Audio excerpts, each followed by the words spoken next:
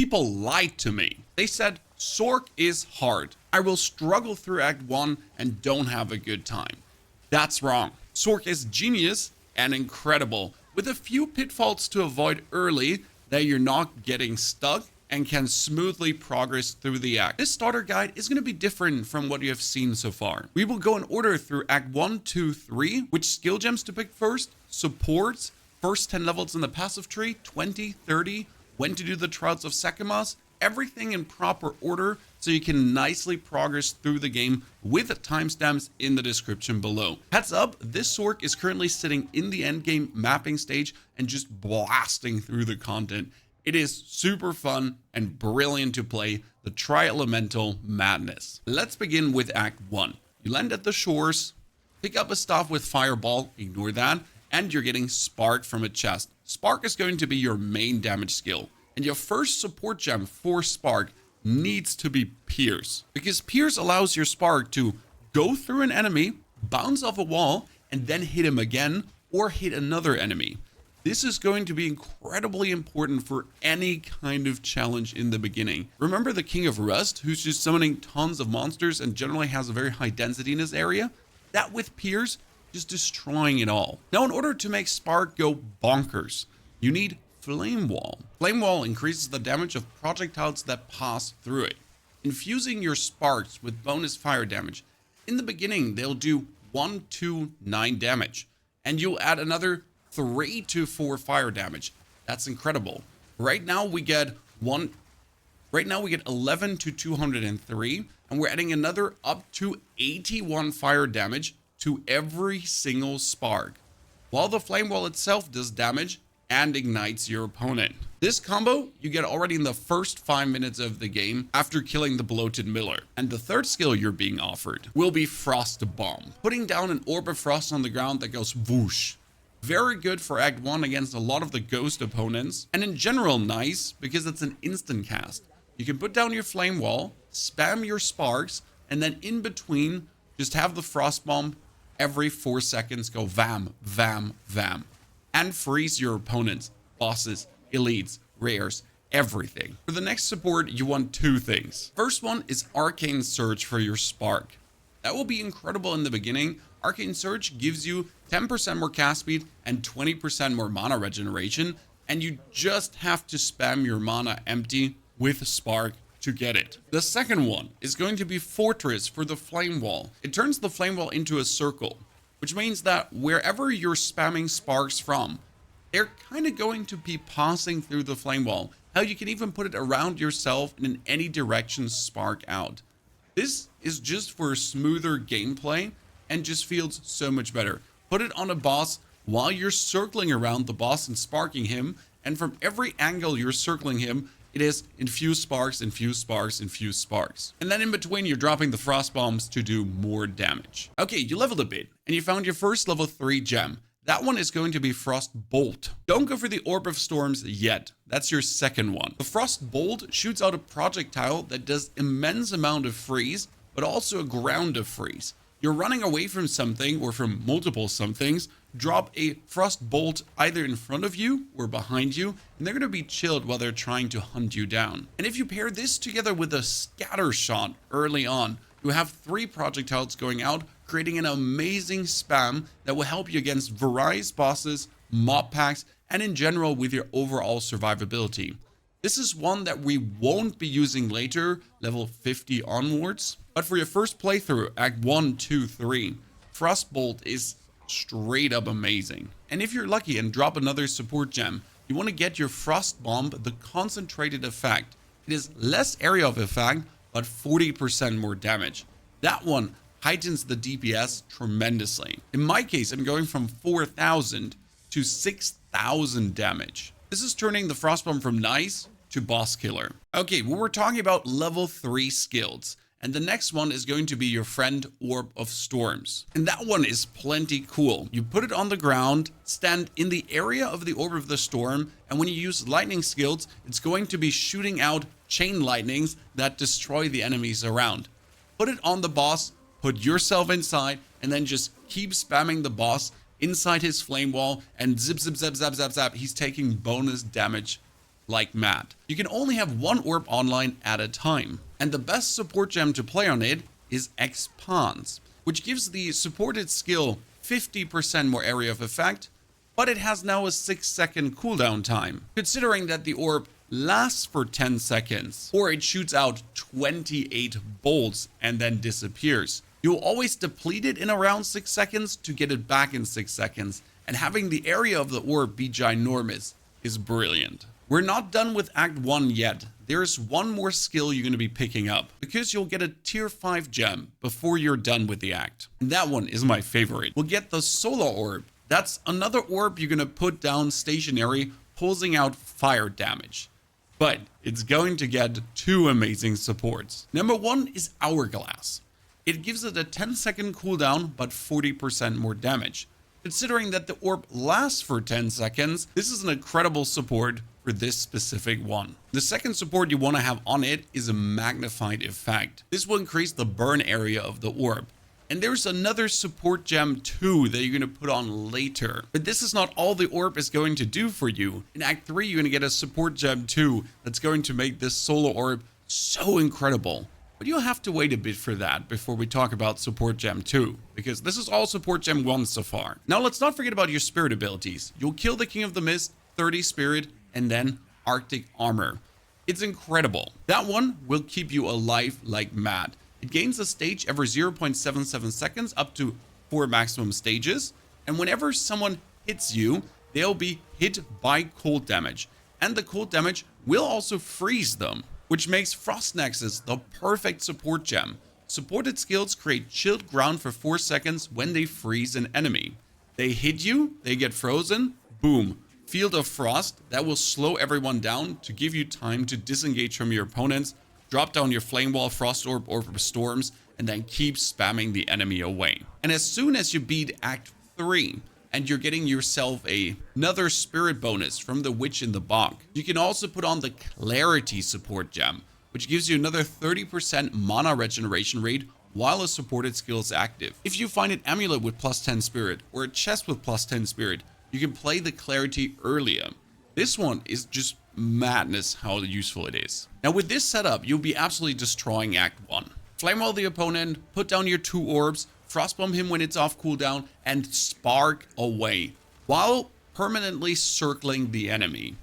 Incredible DPS, permanent damage getting down on him with the solar orbs and the frost bombs. And if you feel like you need to freeze someone, you can always use the frost bolts bonus. This is also how you continue in Act 2. We want bonus supports as more gems will be dropping now. For the frost bomb, that is fast forward, so the supported skill has 30% less skill effect duration. This will have the frost bomb trigger quicker and not take the full 3 seconds until it explodes. Your Orb of Storms also wants to have conduction. Supported skill have 100% more chance to shock, to reliably apply shock more often.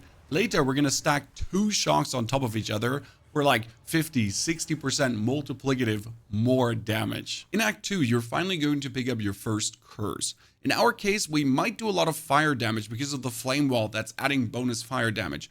But the main source of damage is Orb of Storms, Sparks, and therefore Conductivity, as our lightning resistance minus curse for even more bonus damage. And since the duration is only 7.2 seconds, we will put on Persistence because it's so annoying to have to curse so often. 40% skill effect duration plus Perfection. And a second level 1 support gem would be Heightened Curse. 25% increased effect of supported curses, making it reduce more resistance. I think it's minus 45% right now. And with level 23 to 25, you can delete the Trials of Sekhemas. It will be an absolute easy mode, a slaughterfest. Believe me, your Sorc has it so easy to go through. And your first 2 points will give you more mana and permanent arcane surge. From this point on, you always have more cast speed and always have more mana regeneration, just like that. Straight up DPS and sustain. The strike twice for the double shocking is not useful early, as you're not applying shock consistent enough yet. And the increased exposure is as well not doing anything for you. Don't worry, we'll get your first 25 levels in the skill tree just in a second. As you pick up Arcane Surge permanently, you don't need to have it on your Spark anymore. This opens up the way for 2 support gems. Either we're going for Arcane Tempo for 25% more cast speed, straight up increasing your DPS. I go from 1000 to 1400. Incredible. But it will also soak down your mana if you don't have enough. Amulet with mana regeneration, rings with mana regeneration. Might be feeling awkward. The other one would be Inspiration. Supported skills have 40% less cost. Either cast faster or reduce the cost. Sustain or more DPS. Whatever you need in that respective moment. In the long run, you're going to play both on it anyways. Now to your first 25 skill points. It's actually more because you get bonus passive points from playing Act 1 and Act 2. You can either go for more energy shield at the beginning or more damage. Now considering that we're essentially doing 9 damage with our sparks, another 10% spell damage is not that much and not really giving us super more damage. Our flame wall is actually adding way more to that. If you want to consistently survive more, you can go for energy shield, faster start of energy shield recharge, and also another energy shield. This alone will keep you completely from dying early on while you're still doing more than enough damage.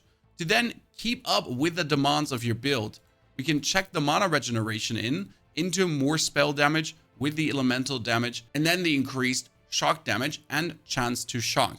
This has been the perfect starting path for the maximum amount of survival plus DPS. This leads into more elemental damage with intelligence and dexterity attributes, since you gotta consider, I want to play Scattershot on the Frostbolts, I'll need some dex. If I have a strength gem, I'll need some strength. This will lead straight up into 12% increased damage with hits against enemies affected by ailments. And you always have ailments inflicted on them, and the exploit the ailments has a higher chance to inflict ailments against rare or unique enemies. Bosses, elites, they're going to get frozen harder from your freeze. They're going to be shocked. They're going to be ignited better. It's incredible powerful. Now that's already 20 points. We're not done. Let's start the energy shield recharge even faster, and faster. Then we're moving ourselves over into more energy shield, and in the end, even more mana regeneration.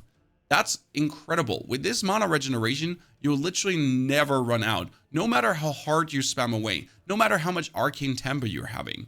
And then we're moving over to the right side into our shock, being more shocking, doing more damage, and even more mana regeneration again, continuously just boosting our damage upwards. This is maximum survival plus a good boost of damage early on. And in order to facilitate even more survival, faster energy shield recharge with a faster recharge rate. With these faster recharge nodes taken early on, you'll just soak back up your survival like there's no tomorrow. This is the most survivally damaging setup that will just have you be secure, destroying bosses. Even in a boss fight where you're continuously taking damage, you'll get your energy shield continuously recharged. And in order to squeeze out more early damage, we can go for increased elemental damage together with the more elemental damage if you ignited recently, and more elemental damage if you shocked recently. Since you're always igniting and always shocking, this is the best boost to your elemental damage early on, as it's like super close.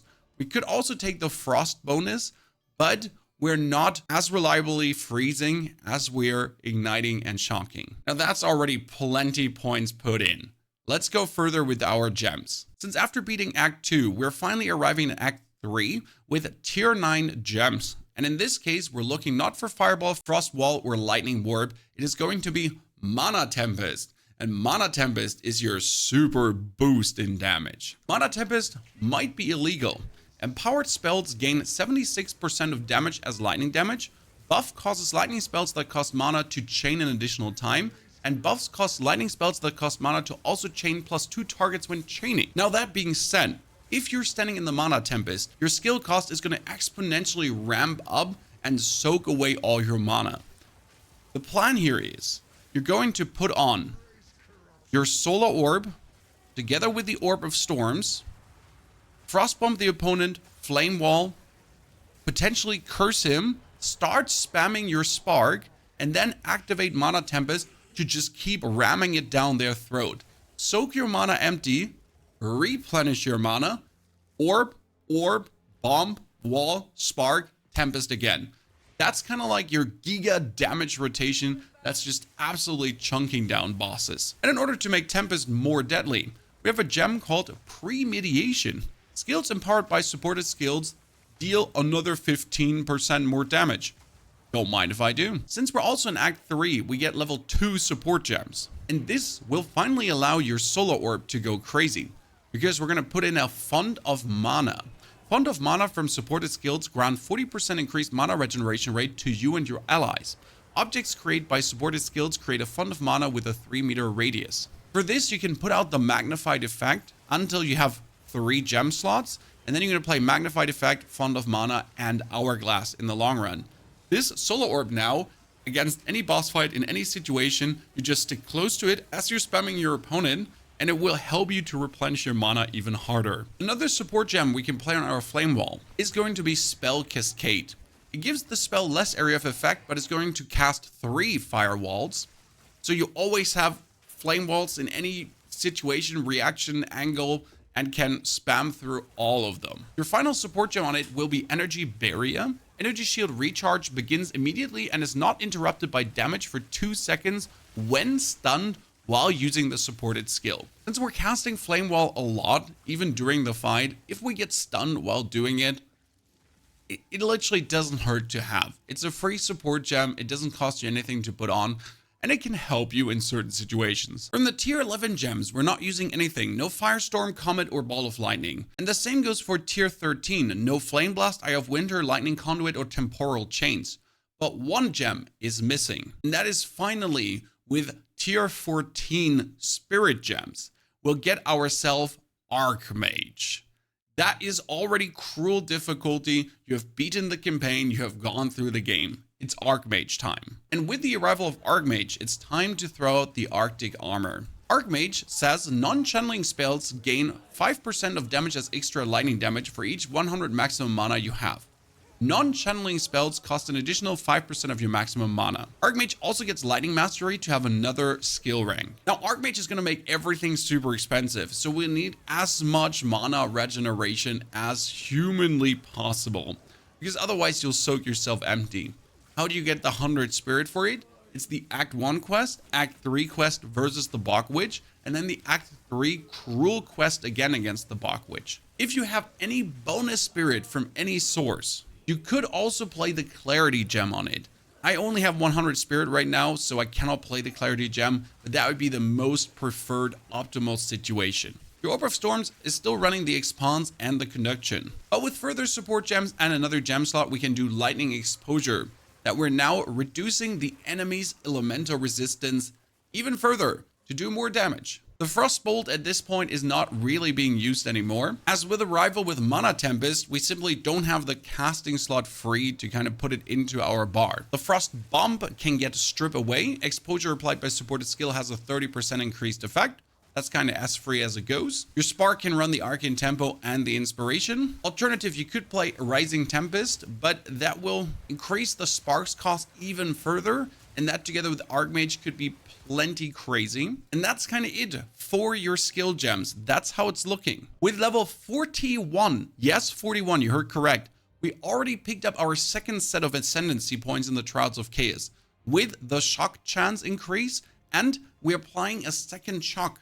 This means we can shock the enemy twice. A boss can have 2 instances of shock, and we're working on increasing the magnitude of our shock to make it do more damage. Base it's 20%, but you can get it all the way up to 35%, 40%, and then apply it twice. Now, before we talk about the final passive points here, because something needs to change to make this even better for you. Mine is actually not super optimal right now. Let's throw an eye on our gear. This amulet I picked super early up in Act 2, normal Act 2 from the vendor. It's +1 to all spell skills, and anything with plus to all spell skills is always going to be the most incredible one for you. On top, you want maximum mana, life, and energy shield. Since maximum mana is going to be damage later, life is for survival, and well, I get 3,500 energy shield at this point. My one, for example, is at this point +4 to all spell skills, and then spell damage, mana, and cast speed. Now, you don't have to play a staff. You can play a wand and a focus. You can play whatever you find, because we're not relying on the actual skill that the wands give us. It doesn't matter if it's Firebolt, Volatile Dead, Power Siphon, or even Mana Drain. We just simply need something to empower our spells we're playing, because we're not playing any of the spells. Unless you find yourself a Sigil of Power staff.